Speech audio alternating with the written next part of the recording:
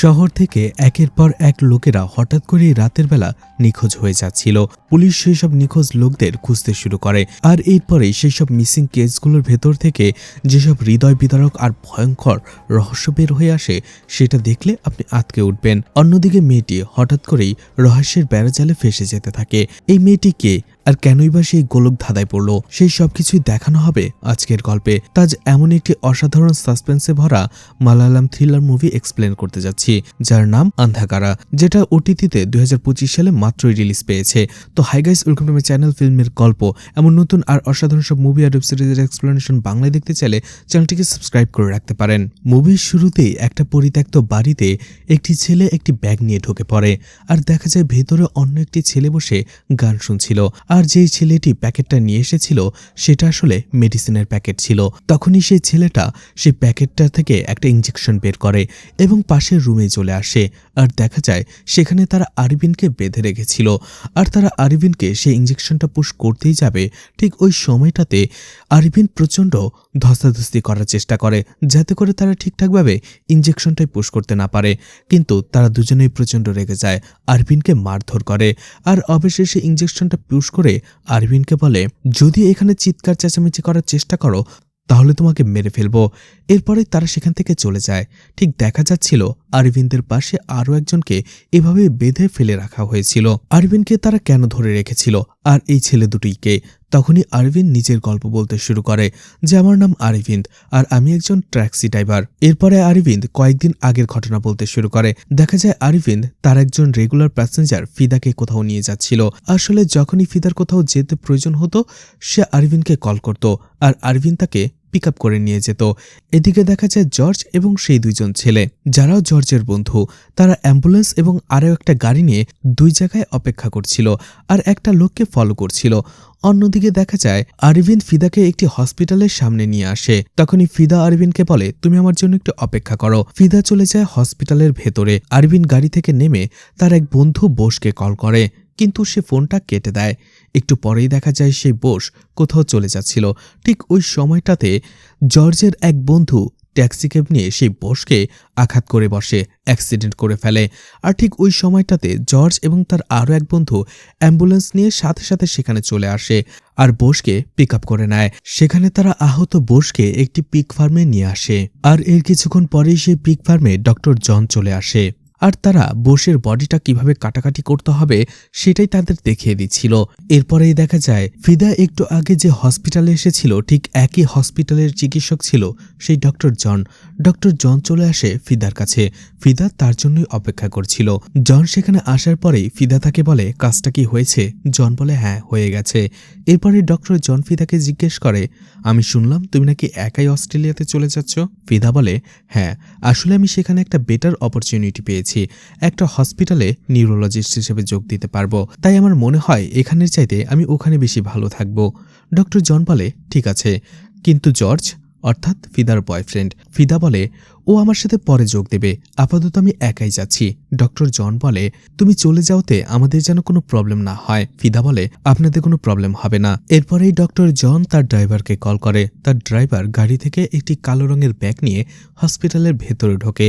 এদিকে আরবিন্দ এই বিষয়টা খেয়াল করে যে একটু আগে ডক্টর জন এই হসপিটালে ঢুকেছে, এছাড়া এই লোকটাও কালো রঙের ব্যাগটা নিয়ে যাচ্ছে। আসলে এই আরবিন্দের সন্দেহ হচ্ছে যে ফিদা হয়তো কোনো অসৎ কাজের সাথে জড়িয়ে গেছে, কেননা সে বেশ কয়েকবার এই হসপিটালে এসেছিল। আর এরপরেই ভেতর থেকে কোনো না কোনো একটা ব্যাগ নিয়ে সে বাইরে বের হচ্ছিল, আর এজন্যই তার একটু সন্দেহ হচ্ছিল। যাই হোক, দেখা যায় সেই ব্যাগ ভর্তি টাকা ছিল। ডক্টর জন সেটা পেমেন্ট হিসেবে ফিদাকে দেয়। ফিদা সেখান থেকে চলে আসে। এরপরেই দেখা যায় নার্স শাবনাম ফিদা বাইরে আসার পরেই তার সাথে কথা বলতে শুরু করে। শাবনাম বলে, ম্যাম 15,000 টাকা স্যালারিতে আমার সংসারটা কোনোভাবেই চলছে না, আমাকে কি একটা ভালো কাজের ব্যবস্থা করে দেয়া যায়? ফিদা বলে, আমি একটা কাজের জন্য কথা বলেছি, যদি কাজটা হয়ে যায় তাহলে আমি তোমাকে খবর দেব, তুমি টেনশন করো না। এরপরে আরবিন ফিদাকে নিয়ে সেখান থেকে চলে আসতে শুরু করে। ফিদা দেখা যায় গাড়িতে বসে একটা ম্যাগাজিন পড়ছিল, আর সেই ব্যাপারেই জিজ্ঞেস করে আরবিন্দ, তখনই ফিদা বলে, এটা হসপিটালের একটা ম্যাগাজিন, আর এখানে লেখা আছে অর্গান ট্রাফিকিং নিয়ে। গত বছর এই দেশ থেকে 10 লাখেরও বেশি মানুষের অর্গান ট্রাফিকিং হয়েছে, সেই ব্যাপারেই লিখেছে। আরভিন বলে, এটা খুবই ভয়াবহ একটা ব্যাপার, আর এভাবে যদি চলতে থাকে তাহলে মানুষ একটা সময় ঘর থেকে বের হতে ভয় পাবে। ফিদা বলে, পুলিশের উচিত দ্রুতই এই অর্গান ট্রাফিকিংয়ের সিন্ডিকেটটাকে ধরে ফেলার জন্য। একটু পরেই জর্জ কল করে ফিদাকে এবং জিজ্ঞেস করে সে এখন কোথায় আছে। ফিদা বলে, আগে বলো কাজটা হয়েছে কিনা। জর্জ বলে, হ্যাঁ, মানু এবং তার ফ্রেন্ড জোশি কাজটা প্রায় শেষ করেই ফেলেছে, সে এখন বসে রয়েছে। আর ডক্টর কি বলল? ফিদা বলে, বাসায় এসো, তারপরে সরাসরি আমি তোমাকে সব খুলে বলছি। জর্জ বলে, ঠিক আছে, কাজ শেষ করে আমি চলে আসছি। জর্জ, মানু এবং জোশি হয়তো তারা অর্গান ট্রাফিকিং এর কাজ করত, আর এই জন্যই বোসের বডি থেকে অর্গানগুলো বের করে নেওয়ার পরে সেই বডির বাকি অংশটা তারা সেই পিগ ফার্মে ছোট ছোট করে কেটে পিগদের খাইয়ে দেয়। সেখানে মানু আর জোশি চলে আসলে জর্জ জিজ্ঞেস করে, কাজ হয়ে গেছে? তারা বলে, হ্যাঁ, পুরোপুরি শেষ। এরপরেই তারা সেখান থেকে চলে আসে। সেখান থেকে আসার সময় জর্জকে মানু আর জোশি জিজ্ঞেস করে, শুনলাম ফিদা নাকি অস্ট্রেলিয়াতে চলে যাচ্ছে, তোমার কি খবর? তুমি যাবে না? তোমাদের কি ব্রেকআপ হয়ে গেছে? জর্জ বলে, আরে না, ব্রেকআপ কেন হবে? আসলে ও একজন ডক্টর, আর অস্ট্রেলিয়াতে সে ভালো চাকরির অফার পেয়েছে, তাহলে সে কেন এখানে থাকবে? ও ওখানে এখন একাই চলে যাবে। আর আমার এই কাজটা তো ভালোই লাগছে, যতদিন আমার মনে চাইবে আমি এখানেই থাকব, আর যখন আমার ভালো লাগবে না তখন আমি এখান থেকে চলে যাব। এদিকে দেখা যায় অরবিন্দ আর ফিদার বাসায় চলে এসেছিল। ফিদা অরবিন্দকে বলে, আগামী মঙ্গলবার আমি মেডিসিন কিনতে যাব, তুমি আমাকে এসে পিক করে নিয়ে যেও। আরবিন বলে, ঠিক আছে। ফিদা সেই ব্যাগটা নিয়ে তার ফ্ল্যাটের দিকে যেতে থাকে, আর ঠিক তখনই অরবিন্দের চোখ পড়ে সেই ব্যাগের উপরে। তখনই তার মনে পড়ে আজকে সেই ড্রাইভার কুমার ঠিক একই রকম একটা ব্যাগ নিয়ে হসপিটালের ভেতরে গিয়েছিল। অরবিন্দ খেয়াল করে ঠিক সেই ব্যাগটা নিয়েই ফিদা বাইরে চলে এসেছে। অরবিন্দ বাসায় চলে আসে। দেখা যায় অরবিন্দের খুব সুন্দর ছোট্ট একটা পরিবার ছিল। তার ছোট্ট ফুটফুটে একটা মেয়ে সন্তান ছিল, আর এবং তার স্ত্রী। আর অরবিন্দ তার স্ত্রীকে অনেক ভালোবাসত। এদিকে জর্জ বাসায় আসার পরে দেখতে পায় ফিদা টায়ার্ড হয়ে ঘুমিয়ে পড়েছে। সে তাকে জাগায় আর বলে, তোমাকে অনেক টেন্স দেখাচ্ছে। ফিদা বলে, কোনো প্রবলেম হবে না তো? জর্জ বলে, কিছুই হবে না, আমরা যেমনটা প্ল্যান করেছি ঠিক ওই রকমটাই হচ্ছে। তুমি অস্ট্রেলিয়াতে চলে যাও, আর এরপরে কাজ শেষ করে আমিও সেখানে চলে আসব। আর আমি সরাসরি অস্ট্রেলিয়াতে আসব না, বরং শ্রীলঙ্কা থেকে তারপরে অস্ট্রেলিয়াতে আসব। আর টাকার ব্যাপারটাও আমি গুছিয়ে রেখেছি, তুমি একদমই টেনশন করো না। ফিদা হাসে, আর এরপরে জর্জ তার সাথে ঘনিষ্ঠ হয়। কিন্তু তখনই ফিদার মুখটা দেখে বোঝা যাচ্ছিল হয়তো তার মনে মনে অন্য কোনো প্ল্যান ছিল, আর সে সেটা জর্জকে কোনোভাবেই জানায়নি। সেখানে জর্জ ফিদার সাথে খুব রোমান্টিকভাবে আচরণ করলেও ফিদার মুখ দেখেই বোঝা যাচ্ছিল তার এই সম্পর্কটার ভেতরে আর কোনো ইন্টারেস্ট নেই, সে শুধু অস্ট্রেলিয়াতে চলে যেতে পারলেই বাঁচে। এদিকে সকালবেলাতেই দেখা যায় অরবিন্দ এবং তার স্ত্রী খাবার টেবিলে বসে বোসকে নিয়ে কথা বলছিল। আসলে গতকাল রাত থেকেই সে তার ফোনও ধরছিল না, আর একটা সময়ের পর থেকে তো বোসের ফোনটাই বন্ধ। অরবিন্দ এবং তার স্ত্রী দুজনকেই খুব টেনশনে থাকতে দেখা যায়। আসলে বোস অরবিন্দের বন্ধু, আর এই বন্ধুত্বের খাতিরেই অরবিন্দ বোসকে এক জায়গা থেকে কিছু টাকা নিয়ে দিয়েছিল, যেটা কয়েকদিন পরেই ইন্টারেস্ট সহ ফেরত দিতে হবে। কিন্তু এখন বোস তার ফোনটাই পিক আপ করছে না, আর করবেই বা কি করে, সে তো মারাই গিয়েছে। অরবিন্দ তার স্ত্রীকে বলে, এখন বোস যদি সেই টাকাটা ফেরত না দেয় তাহলে সেই টাকাটা আমাকে ফেরত দিতে হবে, ইন্টারেস্ট সহ। সেখানে তাদের দুইজনের কথা থেকে আরও একটা বিষয় জানা যায়, তাদের একমাত্র মেয়ের হেলথ ইস্যু রয়েছে, আর সেটার জন্যই ইমিডিয়েটলি কয়েকদিন পরেই তাকে অপারেশন করতে হবে। অরবিন্দের স্ত্রী তাকে বলে, তুমি যদি বোসকে টাকাটা না দিয়ে সেই টাকাটা নিজের কাছে রেখে দিতে, তাহলে সেই টাকা দিয়েই আমরা আমাদের মেয়ের অপারেশন করতে পারতাম, কিন্তু এখন সেই অপারেশনের টাকাটা আমরা কিভাবে জোগাবো? অরবিন্দ বলে, তুমি টেনশন করো না, আমি দেখি কোনো একটা ব্যবস্থা আমি নিশ্চয়ই করে ফেলবো। এদিকে সেই নার্স শাবানা আর ফিদা হসপিটালে দেখা করে। ফিদা তাকে একটি কাজের কথা বলেছিল, সেটাই বলে।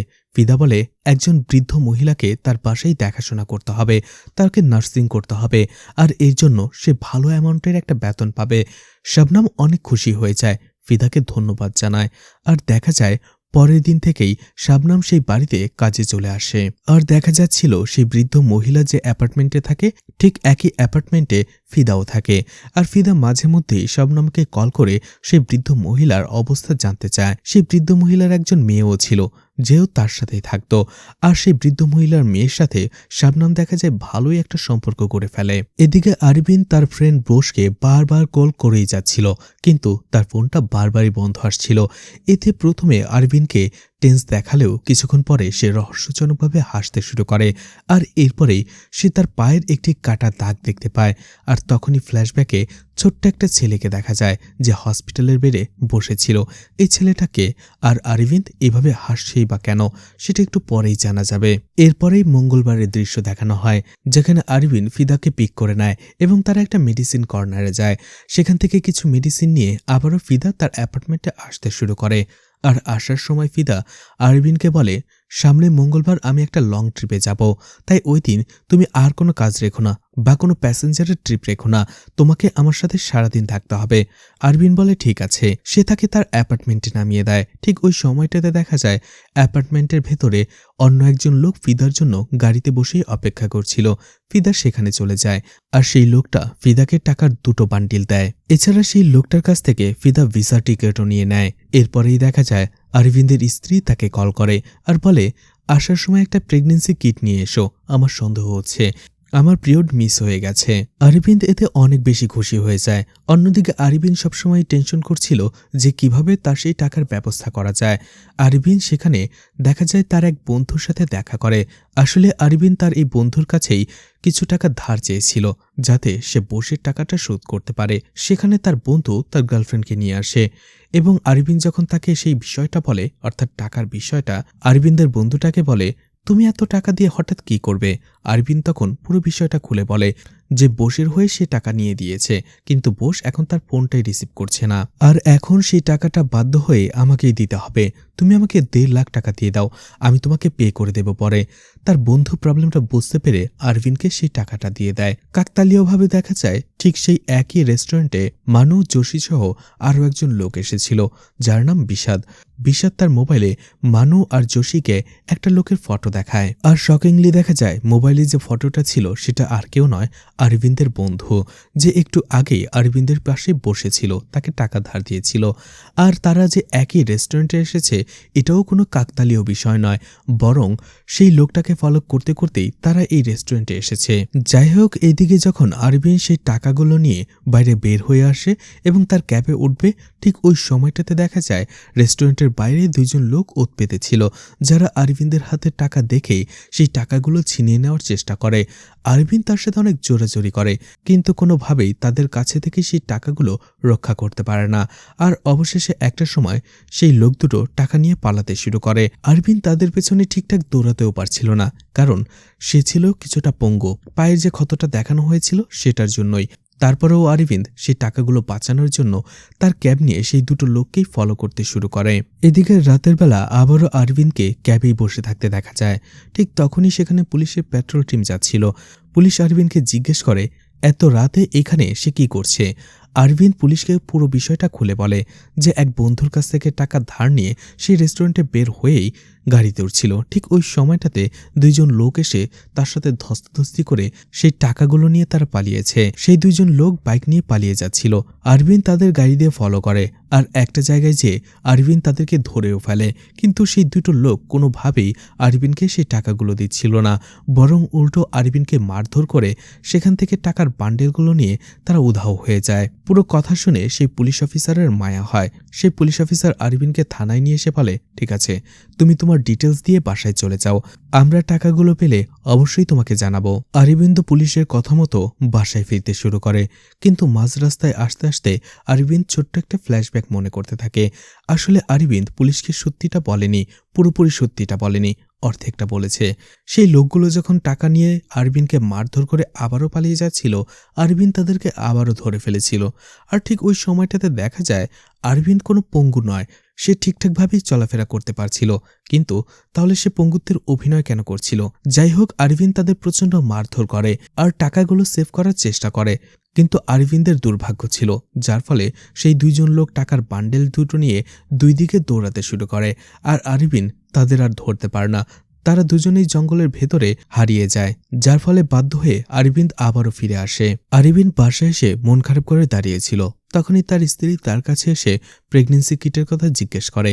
অরবিন্দ বলে তার মনে ছিল না, কালকে নিয়ে আসবে। এতে অরবিন্দের স্ত্রী একটু রেগে যায় আর বলে, আমি অনেক টেনশনে আছি, তোমাকে কতবার বললাম, তারপরও কেন তুমি ভুলে গেলে? এতে অরবিন্দ একটু রেগে যায় আর সে বলে সে অনেক টেনশনে রয়েছে, এখন এইসব কথা না বললেই কি নয়। এদিকে ফিদা আর জর্জকে দেখানো হয়, যারা ফিদার কাপড় চোপড় গোছাচ্ছিল। জর্জ ফিদাকে বলে কালকেই টাকার সেটেলমেন্টটা হয়ে যাবে, আর টাকার পরিমাণটা 1 কোটি, আর সেটেলমেন্টটা সেই পিগ ফার্মেই হবে, আর এটাই আমাদের কাছে একমাত্র সুযোগ। এর পরদিনই দেখা যায় অরবিন্দের গাড়িতে শেট্টি উঠে বসে। আসলে এই শেট্টির কাছ থেকেই বসির জন্য টাকা ধার নিয়েছিল অরবিন্দ। শেট্টি তাকে বলে তোমার টাকার পরিশোধ করার ডেট আছে, তুমি টাকা দিচ্ছ না, আমার ফোনটাও রিসিভ করছো না, তাই তুমি যতক্ষণ না পর্যন্ত টাকা দেবে তার আগে আমি গাড়ি থেকে নামবো না। অরবিন্দ বলে আমি তোমার টাকার ব্যবস্থা করতেই যাচ্ছি, আর আমার সাথে গতকালকে একটা দুর্ঘটনা ঘটে গেছে। আমি তোমার টাকা অ্যারেঞ্জ করেই ফেলেছিলাম, কিন্তু আমার কাছ থেকে টাকাগুলো ছিনতাই হয়ে গেছে। শেট্টি তার কথা বিশ্বাস করে না। অরবিন্দ বলে আজকে আমার একটা লং ট্রিপ আছে, সেখানে যেতে হবে, প্লিজ তুমি নামো। অর্থাৎ আজকে ছিল সেই মঙ্গলবার, যেদিন ফিদা তার সাথে একটি লং ট্রিপে যাবার কথা ছিল। কোনোভাবেই সেটি নামবে না। ঠিক তখনই অরবিন্দের কাছে থানা থেকে কল আসে। সেই পুলিশ অফিসার অরবিন্দকে বলে গতকালকেই তো আপনি রিপোর্ট লিখিয়েছিলেন, আমাদের স্যার আপনার সাথে একটু কথা বলতে চায়, আপনি এখনই থানায় আসুন। তাই অরবিন্দ বাধ্য হয়ে সেটিকে নিয়েই থানায় চলে আসে। আসলে পুলিশ অফিসার দেবা তাদের সেই 2 জন লোকের মধ্যে একজনকে অ্যারেস্ট করে ফেলেছিল, কিন্তু তার কাছ থেকে তারা টাকা উদ্ধার করতে পারেনি, কারণ টাকা ছিলই না তার কাছে। থানায় আসার পরে অরবিন্দ সেই লোকটাকে আইডেন্টিফাই করে। অরবিন্দ বলে স্যার হ্যাঁ, এই লোকটাই ছিল গতকাল, এবং তার সাথে আরও একজন লোক ছিল যে আমার টাকাগুলো নিয়েছে। অন্যদিকে দেখা যায় সেই ছিনতাইকারী বারবার পুলিশ অফিসার দেবাকে বলতে চাইছিল যে অরবিন্দ পঙ্গু নয়, সে অভিনয় করে, কিন্তু পুলিশ অফিসার তার কোনো কথাই শোনে না, কারণ সে একজন ক্রিমিনাল, তার কথা সে কেন বিশ্বাস করবে। এদিকে পুলিশ অফিসার দেবা শেট্টির কথা জিজ্ঞেস করে সে কে। অরবিন্দ পুরো বিষয়টা খুলে বলে। এরপরেই দেবা অরবিন্দকে বলে ঠিক আছে, আমি আরও কিছুটা ইনকোয়ারি করে নেই, তারপরে তোমাকে জানাবো। আর অন্যদিকে সে শেট্টিকে বলে তুমি ওকে টাকা ধার দিয়েছ ভালো কথা, কিন্তু সে এখন বিপদে পড়েছে, তাই তুমি ওকে আরো কয়েকদিন সময় দাও, তোমার টাকাও ফেরত দিয়ে দেবে। শেট্টিও নিরুপায় হয়ে যেহেতু একজন পুলিশ অফিসার বলেছে অরবিন্দকে সময় দিয়ে দেয়। এদিকে জর্জকে দেখানো হয় যে রেডি হচ্ছিল এবং তার গানটাকেও ঠিকঠাকভাবে দেখে নিচ্ছিল। এরপরে যখন সে নিচে আসে সে ফিদাকে দেখতে পায় যে মন খারাপ করে বসেছিল। ফিদা খুবই ইনোসেন্টের মতো বলে তুমি কি ওদের মেরে ফেলবে? জর্জ বলে আমাদের কাছে আর কোনো পথ খোলা নেই, তুমি টেনশন করো না, আমি সবকিছু ঠিক করে ফেলবো। এদিকে মানু, যোশী এবং বিষাদকে দেখা যায় তারা বারবার ফোনে কারোর সাথে কথা বলছিল। আসলে আজকে টাকার যে সেটেলমেন্টটা হবে সেটা নিয়েই তারা ব্যস্ত ছিল।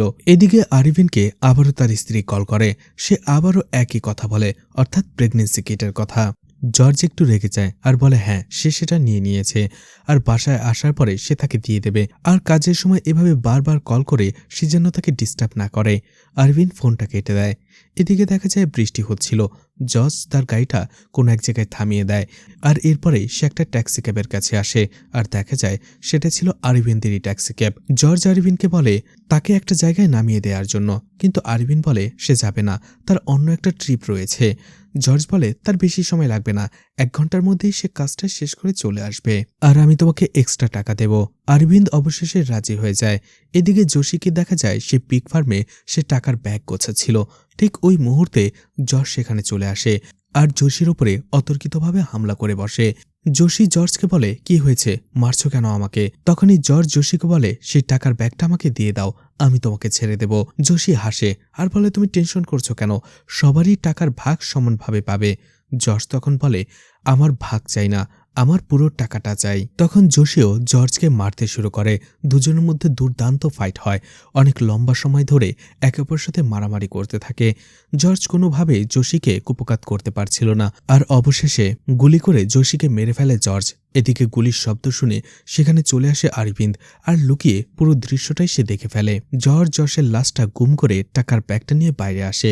অন্যদিকে অরবিন্দ সেই দৃশ্যটা দেখে প্রচণ্ড ভয় পেয়ে গিয়েছিল, যার ফলে তখনই সে তার ক্যাবটা নিয়ে সেখান থেকে পালাতে শুরু করে। জর্জ যখন বাইরে এসে দেখতে পায় অরবিন্দ ক্যাব নিয়ে পালিয়ে গেছে, তখন সে বুঝতে পারে নিশ্চয়ই অরবিন্দ জর্জকে যোশীকে খুন করতে দেখে ফেলেছে, আর এই জন্য তাড়াহুড়ো করে পিগ ফার্মে থাকা আরও একটি ট্যাক্সি নিয়ে সে আরভিনকে ফলো করতে শুরু করে। কিছু দূর আসার পরেও সে আরভিনকে আর খুঁজে পায় না। যাই হোক, জর্জ টাকার ব্যাগটা নিয়ে তার আগের গাড়ির কাছে চলে আসে এবং সেই ট্যাক্সিটা সেখানে রেখেই টাকার ব্যাগটা নিয়ে নিজের গাড়ি নিয়ে সেখান থেকে চলে আসে। এদিকে পিগ ফার্মের রাতের বেলা মানু এবং বিষাদ চলে আসে, আর সেখানে আসার পরে তারা জোশীর লাশটা দেখতে পায়। এছাড়া আশেপাশে টাকার ব্যাগও ছিল না।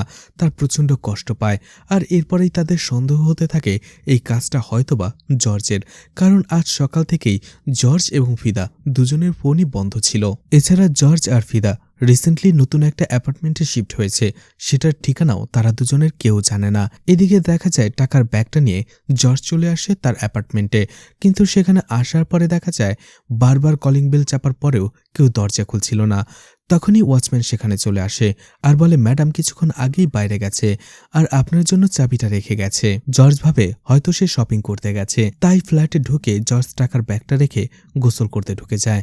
ঠিক হঠাৎ করেই সে দেখতে পায় সেই গোসলখানার ভেতরেই ফিদা লুকিয়েছিল, আর একটা হ্যামার দিয়ে জর্জের মাথায় সে আঘাত করে। এটা দেখে একেবারে হতবাক হয়ে যায় জর্জ, কারণ সে ফিদাকে ভালোবাসতো আর তার ভালোবাসার মানুষটাই টাকার জন্য তাকে মেরে ফেললো। আর বারবার আঘাত করার সময় ফিদা তাকে বলছিল, সেটেল হওয়ার জন্য আমাদের দুজনের মধ্যে যে কোনো একজনকে মরতে হতো, তাই তুমিই মরে যাও। এছাড়া টাকার ব্যাগটা তুমি আমার কাছে নিয়ে এসে আমার কাজটা এগিয়ে রেখেছ। আর এভাবে বারবার আঘাত করে সে জর্জকে সেখানেই মেরে ফেলে। কিছুক্ষণ পরেই সেই ফ্ল্যাটের কলিং বেল বাজে। ফিদার দরজা খুলতেই দেখা যায় সেখানে সেই শাবনাম ছিল, আর শাবনাম ফিদার শরীরে এরকম রক্তের ছিটেফোঁটা দেখে একটুও অবাক হয় না। ঠিক তখনই দেখা যায় যে বাইরে থেকে তো ফ্ল্যাটটা বন্ধ ছিল, আর ওয়াচম্যান বলেছিল যে ফিদা বাইরে গেছে। তাহলে ফিদা ফ্ল্যাটের ভেতর আসলো কি করে? আজকে সকালবেলাতেই দেখা যায় সে বৃদ্ধ মহিলার মেয়ে এবং শাবনাম তারা কোনো একটা অনুষ্ঠানে যাচ্ছিল, আর সেই পরিবারটি ছিল মুসলিম। মেয়েটিও সবসময় পর্দা করত, আর এই জন্য সে সবসময় বোরকা পরেই চলাফেরা করত। অন্যদিকে দেখা যায় তার কিছুক্ষণ পরেই ফিদা সেই ওয়াচম্যানকে তার ফ্ল্যাটের চাবিটা দিয়ে বলেছিল, আমার ফিরতে রাত হবে, তোমার স্যার আসলে চাবিটা দিয়ে দিও। এইদিকে অনুষ্ঠানে আসার পরে সেই মেয়েটি শবনমকে বলে, আমার ফিরতে লেট হবে, তুমি এক কাজ করো, বাসায় চলে যাও, মাকে যেয়ে খাবার আর মেডিসিনটা দিয়ে দাও। তখনই শাবনাম সেখান থেকে ফিরে আসে, কিন্তু রাস্তার মাঝে ফিদা তাকে কল করে এবং তাকে পিক করে নিয়ে যেতে বলে। তখনই দেখা যায় ফিদা সেখানে বোরকা পরা ছিল। শাবনাম এইসবের কিছুই বুঝতে পারছিল না। ফিদাকে সে জিজ্ঞেস করে, ফিদা বলে, তোমাকে সব পরে বলবো, আগে তুমি আমাকে কিছুটা হেল্প করবে। আর সেই অ্যাপার্টমেন্টে ফিদা বোরকা পরে শাবনামের সাথে চলে আসে, যার ফলে ওয়াচম্যান সহ বাকিরা বুঝতে পারে হয়তো শাবনামের সাথে সেই বৃদ্ধ মহিলার মেয়ে হয়তো ফিরে এসেছে। সেখানে আসার পরে ফিদা শাবনামকে বলে, আমি তোমাকে একটা ওয়াইফাই জ্যামার দিচ্ছি, আমি যখনই তোমাকে কল করব ঠিক ওই সময়টাতে এই ওয়াইফাই জ্যামারের বাটনটা তুমি টেপে দেবে। এছাড়া এরপরে আমি যখন তোমাকে কল করব তখন তুমি আমার ফ্ল্যাটে চলে আসবে। ঘটনা বর্তমানে চলে আসে। সেখানে শাবনাম ফিদার গায়ে রক্ত দেখার পরেও কোনো রিয়াকশন করে না, চুপচাপ ফিদা যা বলছিল সেই কথাটাই সে শুনছিল। এদিকে দেখা যায় ফিদা আর শাবানা দুজনে মিলে জর্জের বডি পার্টস থেকে তার অর্গানগুলো বের করে নেয়। এরপরেই একটা ব্যাগ নিয়ে ফিদা আবারও বরকা পরে শাবনামের সাথে বের হয়ে আসে। ওয়াচম্যান দেখে ভাবে হয়তো শাবনাম যে বাসায় কাজ করে সেই বাসার মেয়ের সাথেই শাবনাম কোথাও যাচ্ছে। এরপরেই রাতের বেলায় দেখা যায় ফিদা সেই মাইকেলের সাথে দেখা করে যে তাকে টাকা এবং টিকিট দিয়েছিল। আর এরপরেই দেখা যায় জর্জের যে অর্গানটা সে বের করে নিয়ে এসেছিল সেটা ফিদা মাইকেলকে দেয়, আর মাইকেল এর বিনিময়ে তাকে বেশ কিছু টাকা দেয়। এরপরে ফিদা মাইকেলের কাছ থেকে সোজা চলে আসে শাবনামের কাছে এবং তাকে কিছু টাকার ভাগ দেয়। হয়তো শাবনামের টাকা খুব জরুরি ছিল, আর এই জন্য সে মুখ বুজে সব কাজ করছিল। এরপরে ফিদা শাবনামকে বলে, তোমার মুখটা সারা জীবনের জন্য বন্ধ রাখবে, আর এরপরে থেকে কোনো দিন কোনোভাবে আমার সাথে কন্ট্যাক্ট করার চেষ্টা করবে না। আর এরপরে ফিদা একাই সে অ্যাপার্টমেন্টে ফিরে আসে। ওয়াচম্যান তাকে বলে, স্যার অনেক আগেই চলে এসেছে। ফিদা তখন সেই ওয়াচম্যানকে বেশ কিছু টাকা দেয় আর বলে একটা মদের বোতল নিয়ে আসার জন্য, তার বাসায় কয়েকজন মেহমান আসবে। এরপরে ফিদা তার ফ্ল্যাটে ফিরে আসে, আর বাসায় আসার পরে ফিদাকে অনেক খুশি দেখা যায়।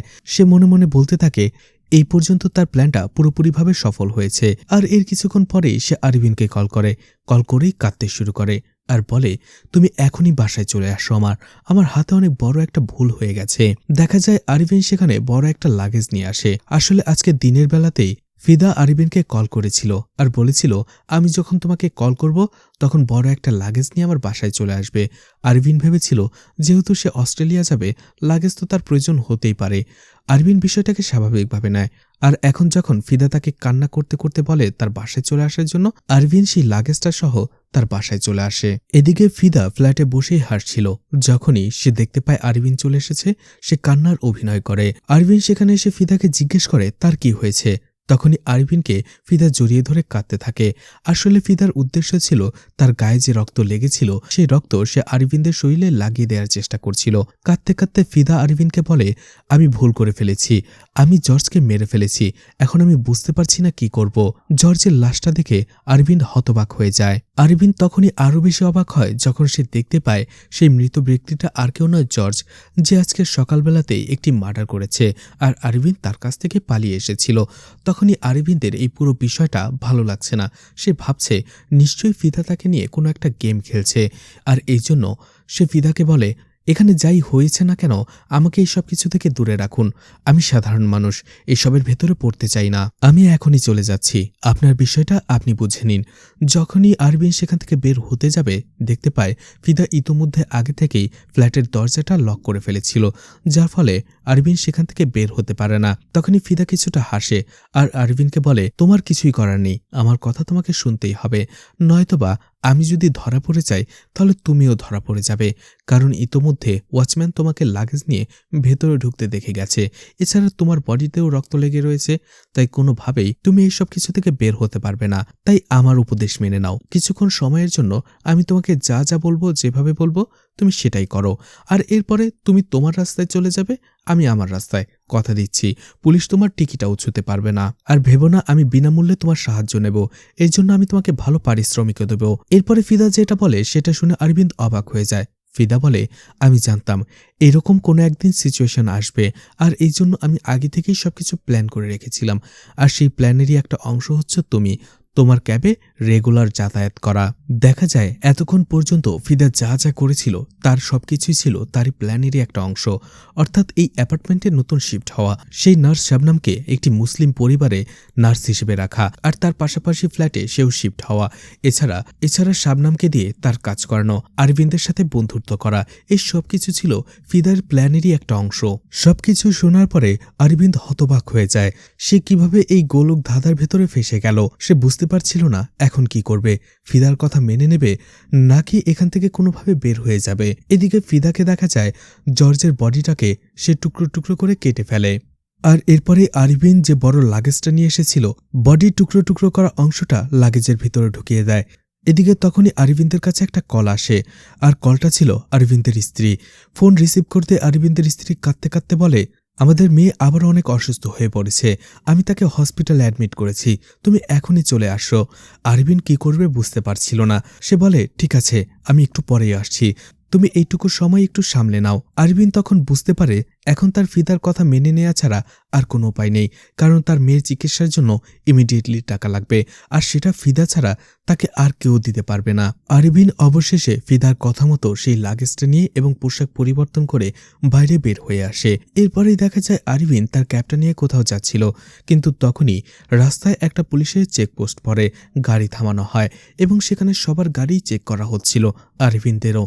আরভিন পুলিশ দেখে প্রচণ্ড ভয় পাচ্ছিল, বারবার পুলিশের দিকে তাকাচ্ছিল। যখনই সে দেখতে পায় পুলিশ তার গাড়ির ডিকি ওপেন করবে, তার ভয়টা দ্বিগুণ হয়ে যায়।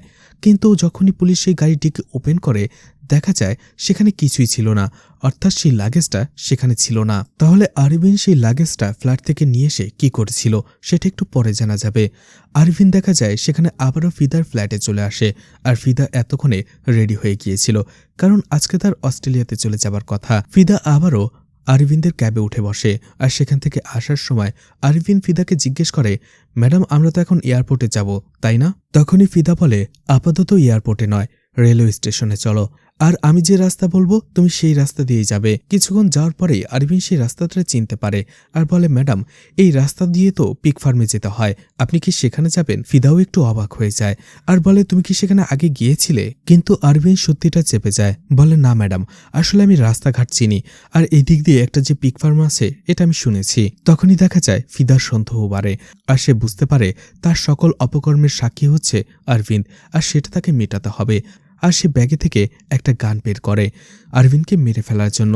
ঠিক ওই সময়টাতে দেখা যায় মানু আর বিষাদ গাড়ি নিয়ে অরবিন্দ আর ফিদাকে ফলো করছিল। আসলে মানু আর বিষাদ জানতো না যে সেই ট্যাক্সিতে ফিদা রয়েছে। তারা আসলে দিনের বেলা পিগ ফার্মের সিসিটিভি ফুটেজ দেখেছিল যে সেই এরিয়াতে কোন কোন গাড়ি এসেছিল, আর সেখানে তারা এই ট্যাক্সি ক্যাবটাই দেখেছিল। আর এই জন্য এই ট্যাক্সি ক্যাবটা রাস্তায় যখন দেখতে পায় তারা সেটাকে ফলো করতে শুরু করে। এদিকে ফিদা যখনই গান দিয়ে আরবিনকে শ্যুট করতেই যাবে ঠিক তখনই সে পেছনে দেখতে পায় যে একটা গাড়ি তাদের ফলো করছে। আর গাড়ির নাম্বারটা ভালো করে দেখতেই সে চিনে ফেলে এটা মানু আর বিষাদের গাড়ি। সেও একটু ভয় পেয়ে যায়। মানু আর বিষাদ কোনোভাবে আরবিনের ক্যাবটাকে থামিয়ে ফেলে। তখনই ফিদা গাড়ি থেকে নামে এবং দুইজনকেই গান পয়েন্ট আউট করে। ফিদাকে দেখার পরে মানু আর বিষাদ আরো বেশি খুশি হয়ে যায়। তারা এক ঢিলে দুই পাখি পেয়ে গেছে। কিন্তু ফিদা যেহেতু গান পয়েন্ট আউট করেছিল তাই তারা প্রথমে সারেন্ডার করার বাহানা করে, কিন্তু একটু পরেই ফিদার হাত থেকে গানটা ফেলে দেয়। এরপরেই অরবিন্দ আর ফিদাকে প্রচণ্ড মারধর করে। আর এরপরেই সেই পিগ ফার্মে তারা নিয়ে আসে, যেটা মুভির শুরুতে দেখানো হয়েছিল। আর সেখান থেকে আমরা কিছু সত্যটা জানতে পারি। আসলে এরা ছিল একটা সংঘবদ্ধ চক্র। আসলে হসপিটালের বিভিন্ন রোগীদের বিভিন্ন সময় বিভিন্ন অর্গান দরকার হয়, আর সেটা নির্দিষ্ট ব্লাড স্যাম্পলের নির্দিষ্ট গ্রুপের। আর তাদের হয়ে কাজ করে এই চক্রটি। তাদের থেকে নির্দিষ্ট রক্তের গ্রুপটা তারা জেনে নেয়, আর এরপরেই সেই রক্তের গ্রুপের লোককে খুঁজে বের করে। আর এরপরে প্ল্যান করে তারা তাদের কিডন্যাপ করে মেরে ফেলে এবং তাদের অর্গানসগুলো সেই সব লোকদের ডেলিভারি করে। বোস এবং অরবিন্দের সেই বন্ধু তাদের সেরকমই একটা টার্গেট ছিল। আর দেখা যায় সেখানে মানু আর বিষাদ অরবিন্দের রক্তের স্যাম্পলও নিয়ে নেয়। অর্থাৎ তাদের সাথে যে ক্লায়েন্ট রয়েছে তাদের কারোর সাথে যদি অরবিন্দের রক্তের গ্রুপ ম্যাচ হয়ে যায় তাহলে তারা অরবিন্দেরও অর্গানস পাচার করে দেবে। ঘটনা বর্তমানে চলে আসে। পরদিন সকালবেলাতেই দেখা যায় মানু আর বিষাদ ফিদাকে মারধর করে আর বলে, জর্জ কোথায় সেটা আমাকে বলে দাও। আসলে জর্জ আর তোমার প্ল্যানের কথা আমরা জেনে ফেলেছি। তোমাদের প্ল্যান ছিল আমাদের সব টাকা নিয়ে তোমরা পালিয়ে যাবে। এছাড়া তোমরা জোশীকেও মেরে ফেলেছ। এখন আমরা তোমাদের কোনোভাবেই ছাড়ব না। জর্জ কোথায়? কিন্তু ফিদা কোনোভাবেই মুখ খোলে না। আসলে মানু আর বিষাদ কোনোভাবে ধারণাই করতে পারেনি যে ফিদা জর্জকেও মেরে ফেলেছে। এরপরে মানু বিষাদকে বলে, তুমি এখানে থেকে ওদের পাহারা দাও, আমি যে জর্জকে খুঁজে বের করছি। আর ভেতরে ফিদা আর অরবিন্দ বসে খাবার খাচ্ছিল। তখনই অরবিন্দ সেখানে হাঁটে আর ফিদা লক্ষ্য করে যা অরবিন্দ স্বাভাবিক মানুষের মতোই হাঁটছে, সে পঙ্গু নয়। ফিদা বলে, তার মানে তুমি এতদিন অভিনয় করেছো, তুমি পঙ্গু নয়। তখনই অরবিন্দ তার কিছু সিক্রেট ফিদাকে বলে। ছোটবেলা থেকেই সে কারাতে শিখত, কিন্তু একদিন প্র্যাকটিস করতে যেয়ে তার পায়ে আঘাত লাগে। সে অসুস্থ হয়ে হসপিটালে অ্যাডমিট হয়। আর এর কয়েকদিন পরেই সে বিশ্ব টুর্নামেন্টে খেলতে যাচ্ছিল, কিন্তু অরবিন্দ কোনোভাবে প্র্যাকটিস করতে পারছে না। ঠিক তখনই ডক্টর বলে ইনজুরিটা অনেক গভীর, যার ফলে ঠিক হতে কমপক্ষে 1 বছর লাগবে। আর এর মাঝে সে কোনোভাবেই প্র্যাকটিস করতে পারবে না। এতে অরবিন্দের মনটা একেবারে ভেঙে যায়। সে সেই বিশ্ব টুর্নামেন্ট থেকে ছিটকে পড়ে যায়। আর এরপর থেকেই তার বারবার মনে হতে থাকে যদি ওই দিন তার পাটা ক্ষত না হতো তাহলে এখন তার অবস্থাটা ভিন্ন হতো। রাগে সে নিজের ইনজুর্ড পায়ে আবারও বারবার আঘাত করতে থাকে।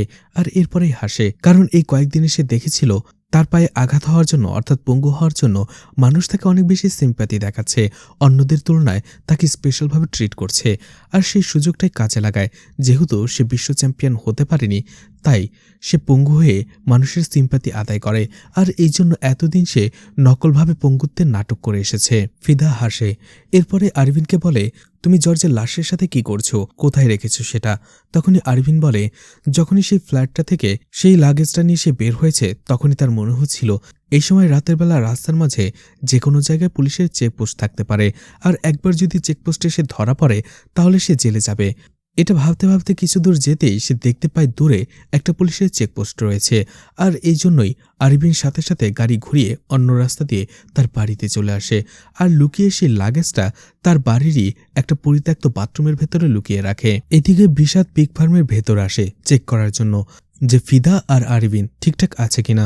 ঠিক তখনই দেখা যায় আসলে ফিদা আর অরবিন্দ আগে থেকেই তাদের হাত পায়ের বাঁধন খুলে একটা ফাঁদ পেতে রেখেছিল, আর বিষাদ সেই ফাঁদেই পাড়া দেয়। অরবিন্দ আর ফিদা বিষাদকে সেখানেই মেরে ফেলে। এরপরে বিষাদের লাশটা তারা এক সাইডে সরিয়ে রাখে। কিছুক্ষণ পরে মানুষ সেই পিগ ফার্মে আসে, আর বিষাদকে খুঁজে না পেয়ে সে ভেতরে চলে আসে। আর তখনই সে বিষাদের লাশটা দেখতে পায়। সে ভয় পেয়ে যায় আর রেগে গিয়ে অরবিন্দ আর ফিদাকে মারার চেষ্টা করে, কিন্তু অরবিন্দ আর ফিদা তার সাথে লড়াই করে। আর একটা সময় ফিদা মানুকে সেখানেই মেরে ফেলে। যখনই অরবিন্দ অন্যমনস্ক ছিল ঠিক ওই সময়টাতে দেখা যায় ফিদা তাকেও বারবার চাকু দিয়ে আঘাত করতে শুরু করে। এমন কিছু একটা হতে পারে আরবিন সেটা আগে থেকে অনুমান করেছিল। তার পরিবার এবং তার মেয়েকে বাঁচানোর জন্য সেও ফিদাকে বাধ্য হয়ে ধারালো একটা অস্ত্র দিয়ে ফিদাকে বারবার আঘাত করে ফিদাকে সেখানেই মেরে ফেলে। আরবিন সেখান থেকে যেতেই যাবে, তখনই সেই ব্যাগ ভর্তি টাকা দেখে। তারও টাকার প্রয়োজন ছিল মেয়ের অপারেশনের জন্য, সেটির টাকা ফেরত দেওয়ার জন্য, আর এই জন্য সেও সেই টাকাগুলো ব্যাগে ভরে নিয়ে আসতে চাইছিল। ঠিক ওই সময়টাতে সেখানে ডক্টর জন চলে আসে। আসলে মানু আর বিষাদ আরবিন্দের অর্গানস বের করে নেওয়ার জন্যই জনকে ডেকেছিল, যাতে করে সে অপারেশনটা করে দেয়। কিন্তু সেখানে আসার পরেই আরবিন যখনই ডক্টর জনকে সেখানে দেখে, তখনই তার হাতের কাছে থাকা গান দিয়ে তাকে গুলি করে মেরে ফেলে। আর এরপরে আরবিন তার যতটুকু টাকা লাগবে, অর্থাৎ তার মেয়ের অপারেশন আর সেটির, সেই টাকা নিয়ে সে সেখান থেকে চলে আসে। এদিকে দেখা যায় মানু তখনও মারা যায়নি, একটু পরেই তার জ্ঞান ফেরে।